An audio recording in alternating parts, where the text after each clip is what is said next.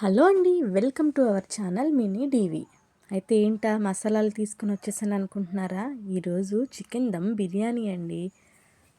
చూస్తున్నారు కదా. అయితే ఏంటంటే చికెన్ మ్యారినేషన్ అందరికీ ఆల్రెడీ తెలిసిందే కాబట్టి మేము అది వీడియో పెట్టట్లేదు. కానీ ఇది చూడండి, మనం రైస్ బాయిల్ చేయడానికి మేమైతే ఒక కిలో చికెన్ తీసుకున్నామండి. కిలో చికెన్కి కిలో రైస్ అట్లా చూస్తున్నారు కదా. మేము ముందుగా అయితే ఏం చేస్తున్నామంటే మా స్టైల్లో అయితే అందరూ అయితే చికెన్ మ్యారినేట్ చేసి దాని మీద రైస్ లేయర్స్ కింద వేసేస్తారు. మేమైతే మ్యారినేషన్ చేసిన చికెన్ కూడా మేము బాయిల్ చేస్తున్నాం కొంచెం. అయితే ఈ విధంగా రైస్ని ఎలా మనం ఫస్ట్ ఉడికించుకోవాలి, ఏమేమి స్పైసెస్ వేసుకోవాలి అనేది చూడండి. చూస్తున్నారు కదా ఏమేమి వేసామో. ఆ వాటర్ హీట్ అయిన తర్వాత దానిలో ఉప్పు వేసాము, కొత్తిమీర, పుదీనా, సాజీరా, పలావ్ పువ్వు, మొత్తం హోల్ స్పైసెస్ అన్నీ కిలోకి ఒక రెండు చొప్పున. ఎందుకంటే ఆల్రెడీ మనం గరం మసాలా ప్రిపేర్ చేసుకున్నాం కాబట్టి. ఇదిగోండి ఆ రైస్తో పాటు చెప్పాను కదండి, దాంతోపాటు ప్యారలల్గా మేము చికెన్ కూడా బాయిల్ చేసుకుంటున్నాము. ఎందుకంటే అన్నీ మనం ట్రై చేయాలి.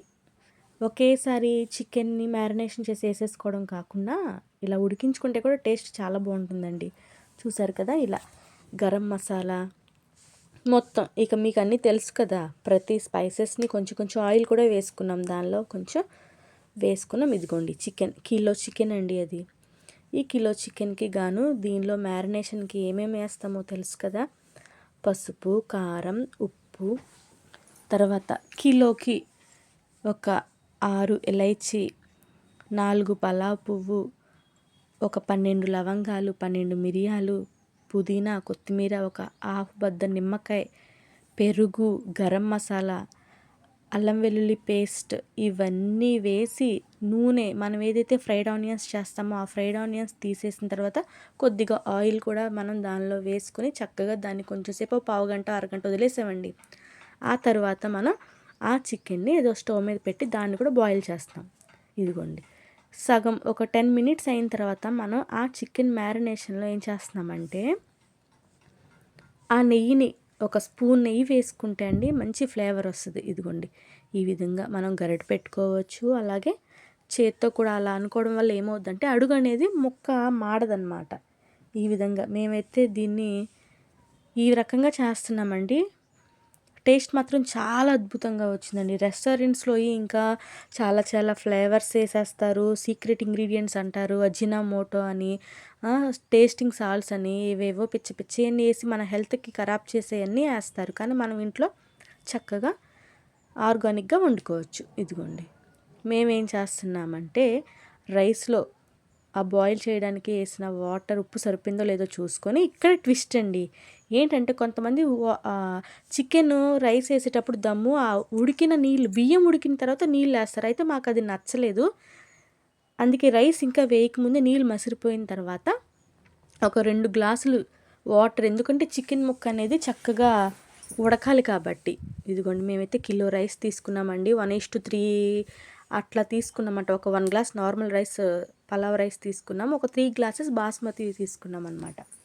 ఈ రకంగా తీసుకొని చక్కగా ఒక బాయిల్ వచ్చిన తర్వాత మసిలే వాటర్లో, మరుగుతున్న వాటర్లో ఈ యొక్క బియ్యాన్ని మనం వేసేసుకుంటున్నామండి. చాలా ఈజీ, సింపుల్గా చేసేసుకున్నామండి. కాకపోతే టైం అనేది తీసుకుంటుంది. టేస్ట్ అనేది రావాలంటే టైం పెట్టాలి కదా మనం. ఇదిగోండి ఈ విధంగా రైస్ అంతటిని మనం ఇట్లా వేసేసుకుందాం. చూస్తున్నారు కదా, అది వేసేసుకున్న తర్వాత ఈ చికెన్ని మనం మధ్య మధ్యలో అట్లా వాటర్ వేసాం కదండి, ఒక 2 గ్లాసెస్ వాటరు. ఆ వాటర్ వేసిన తర్వాత ఆ వాటర్ అనేది దగ్గరికి వచ్చే వరకు మనం ఈలోపు ఒకటి ఏం చేయొచ్చు అంటే, బియ్యం ఒకవేళ ఉడక ముందే చికెన్లో వాటర్ అయిపోతుంది అనుకుంటే ఆ స్టవ్ ఆపేసుకోవచ్చండి. ఆ బియ్యం ఉడికేదాకా చికెన్ కూడా ఉడకాలి అన్నదేమీ లేదు. ఇదిగోండి చూస్తున్నారు కదా, ఈ విధంగా బియ్యం వేసిన తర్వాత ఇంత మంచిగా ఆ పుదీనా, కొత్తిమీర మనం వేసేసిన ఆ స్పైసెస్ అన్నీ కూడా చక్కగా దానిలో అన్నమాట, ఆ వాటర్లో చక్కగా ఉడికి దానిలో ఉన్న టేస్ట్ అంతా కూడా రైస్కి పట్టేస్తుంది అన్నమాట. ఇదిగోండి కొంచెం సేపటికి చికెన్లో వాటర్ అనేది తగ్గుతూ వచ్చాయి, ముక్క కూడా చక్కగా ఉడుకుతుందండి. చూస్తున్నారు కదా, ఈ రకంగా మనం చికెన్ని ఉడికించుకుంటున్నాం అన్నమాట. అదే టైంలో బియ్యం కూడా ఎంతవరకు ఉడికింది అనేది మనకి ఒక 70% లేదా 75-80% మనకి ఉడికితే సరిపోతుంది. చికెన్లో వాటర్ చూసుకోవాలండి, కొంచెం గ్రేవీగా ఉంచుకోవడమే బెటర్, ఎందుకంటే మళ్ళీ మనం లేయర్స్ కింద కొంచెం తీసుకోవాలి కాబట్టి. అదిగోండి చూసారు కదా, చికెన్ని మనం ఆఫ్ చేసేసాము, స్టవ్ ఆఫ్ చేసేసాము. ఇంకా రైస్ అయితే అవ్వలేదండి, ఇంకా కొంచెం ఒక 2 minutes పట్టేటంత ఉంది. ఇదిగోండి చూస్తున్నారు కదా. అయితే టేస్ట్ చూస్తే ఉప్పు కొంచెం తగ్గింది, అందువల్ల మేము ఇంకొంచెం ఉప్పు సరి చూసుకున్నామండి.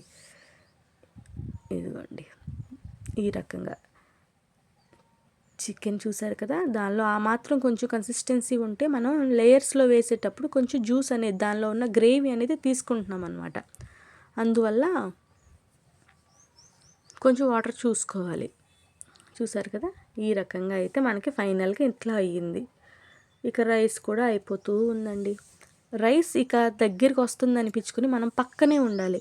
ఎందుకంటారా, లాస్ట్ మూమెంట్లో మనం ముందంతా ఉండి లాస్ట్ మూమెంట్లో కనుక వెళ్ళి కూర్చున్నామా రైస్ శుద్ధ అయిపోద్దండి. ఇదిగోండి చూస్తున్నారు కదా, రైస్ ఎంత బాగా వచ్చిందంటే, మనం కొంతమంది జాలి గరిటె ఉంటుంది కదా, దాంతో తీసుకుంటారు. కానీ మనకి ఇక అంత శ్రమ పడకుండా స్మార్ట్గా మా వాళ్ళు ఏం చేస్తారంటే, అట్లా ఒక జల్లెడు ఉంటుంది కదా, ఆ జల్లెడలోకి కింద ఒక దబరా పెట్టేసుకుని రైస్ మొత్తాన్ని వాటర్ లేకుండా అలా వార్చేసుకున్నారండి. ఇదిగోండి ఈ రకంగా చూసారా, రైస్ అనేది ఎంత బాగా వచ్చిందో, శుద్ధ అనేది ఎక్కడ కట్టలేదు. ఇదిగోండి ఈ చికెన్ నేను అన్నాను కదా కొంచెం గ్రేవీగా ఉంచుకోవాలి అని. అయితే కొంతమంది ఏం చేస్తారంటే చికెన్ పీసెస్తో పాటు గ్రేవీ తీసేస్తారు. అయితే మేము పీసెస్ని కిందే ముంచేసి గ్రేవీ వరకు, ఎందుకంటే కొంచెం రైస్ వేసిన తర్వాత మధ్యలో కొంచెం మాడకుండా, లేదంటే ఆ గ్రేవీ అంతా ఒకే దగ్గర ఉండకుండా కొంచెం టేస్ట్ అనేది మొత్తం రైస్ అనేది కూడా పడితే బాగుంటుంది. కింద ఒక్క చోట ఉండటం వల్ల శుద్ధలు కట్టేస్తుందండి. అందుకే మేము ఏం చేసామంటే, ఇదిగోండి మీరు కూడా ఇలా ట్రై చేయండి. ఈ రకంగా ఆ చికెన్లో ఉన్న గ్రేవీ మొత్తాన్ని ఒక గ్లాసు, ఆ చిన్న గ్లాస్ ఉందండి, ఆ గ్లాసు గ్రేవీ తీసేసుకుని మేము పక్కన పెట్టేసుకున్నాము. మీరు కూడా ఆ చికెన్ మ్యారినేషన్ అనేది తెలుసు కదండి, అందుకే నేను ఆ వీడియో పెట్టలేదు. ఆ చికెన్ మ్యారినేషన్ అనేది మీరు చేసుకొని ఇక మిగిలిన వీడియో ఇలా ట్రై చేయండి. మీకు కనుక నచ్చుద్ది, డెఫినెట్గా నచ్చుద్దండి. మేము ఆల్రెడీ తిన్నాం కాబట్టి చెప్తున్నా. ఇదిగోండి ఆ గ్లాస్ అయితే గ్రేవీ తీసుకుని ఇలా పక్కన పెట్టేసుకుందామండి. చూసారు కదా, చాలా, అందుకనే మనం గ్రేవీగా ఉంచుకున్నాము. మొత్తం అంతా చేసుకుంటే సరిపోదు. ఇదిగోండి ఆ గ్రేవీ ఒక గ్లాస్ తీసుకున్న తర్వాత ఒక 1/3 రైస్ వేసేసుకున్నామండి మేము. వేసేసుకొని ఇప్పుడు మనం తీసుకున్న ఆ గ్లాస్లో ఉన్న గ్రేవీని చక్కగా ఈ విధంగా వేసేసుకున్నాము. చూస్తున్నారు కదా, ఎందుకంటే ఆ రైస్ అంతటికి కూడా ఆ గ్రేవీ అనేది పట్టుద్ది. ప్లస్ ఏంటంటే శుద్ధలు ఒకే చోట కట్టకుండా మనకి బాగుంటుంది. ఇలా రైస్ అంతా వేసుకున్నాక దానిలో మిగిలిన ఫ్రైడ్ ఆనియన్స్, పలావ్ లీఫ్, తర్వాత పుదీనా, కొత్తిమీర వేసుకుని చక్కగా మనం దాన్ని దమ్ పెట్టుకోవాలండి. మేమైతే కుక్కర్లో పెట్టేసుకుంటున్నాం. ఇక్కడ ఏంటంటే మీరు ఏం చేయొచ్చు అంటే, చక్కగా మీ దగ్గర ఉంటే గనక ఫుడ్ కలర్ కూడా వేసుకోండి కొంచెం, ఎందుకంటే కొంచెం మనకి ఆ రెస్టారెంట్లో తిన్న ఫీల్ వస్తుంది అనమాట.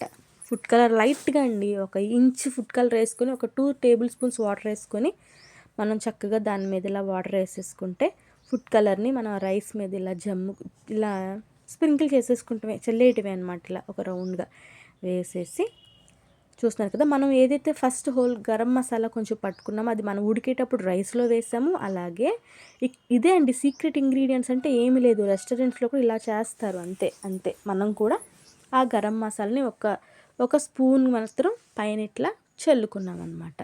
చూస్తున్నారు కదా, ప్రతి స్టెప్ ఫాలో అవ్వండి, ఈ రకంగా వేసుకోవాలి. వేసుకొని